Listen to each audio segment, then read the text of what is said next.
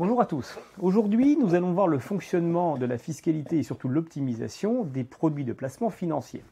On va commencer par les flux tout d'abord et on verra plus tard les plus-values, comme nous l'avons vu précédemment en matière immobilière.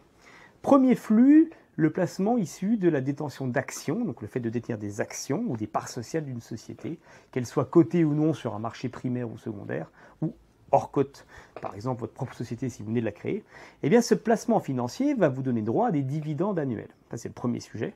Et le deuxième sujet, c'est le fait de détenir des obligations.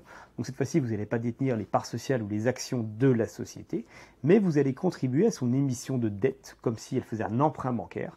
Cet emprunt bancaire est donné au public qui investit sa trésorerie dans le but de la faire fructifier et d'y percevoir des intérêts.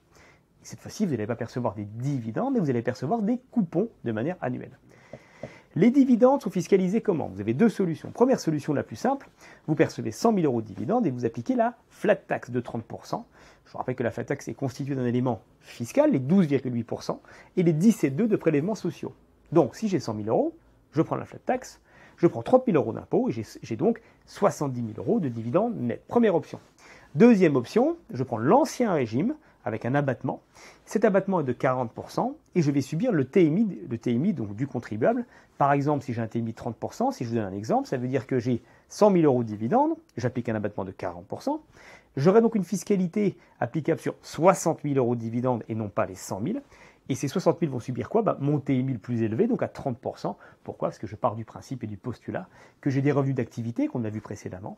Et ces revenus d'activité ont pris les tranches du bas. Donc je vais prendre 30% de TMI sur 60. 3 fois 6, ça fait donc 18. Donc j'ai 18% de volet fiscal auquel je rajoute 17,2 sans abattement, parce que les 17,2 ne bénéficient d'aucun abattement sur mes dividendes. Ça me fait donc une fiscalité totale de 18 plus 17,2, donc 35,2%, ce qui est moins favorable que la flat tax de 30. Il en aurait été complètement différemment d'un contribuable qui a un TMI à 0 à 11%.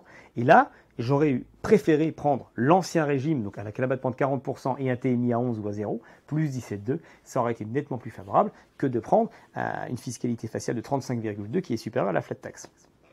Donc voilà les deux options pour les dividendes. En matière d'obligations, eh bien, vous avez une seule possibilité, c'est la flat tax. Donc, si je sors 100 000 € de coupons, eh bien je vais subir 30%, donc 30 000 € d'impôt dessus. Donc il va me rester finalement 70 000 € sur mes coupons, sans possibilité d'opter à un autre régime. Donc voilà pour le fonctionnement de base en tout cas. Maintenant on va voir comment on peut l'optimiser en logeant ces placements, certains de ces placements financiers, dans différentes enveloppes.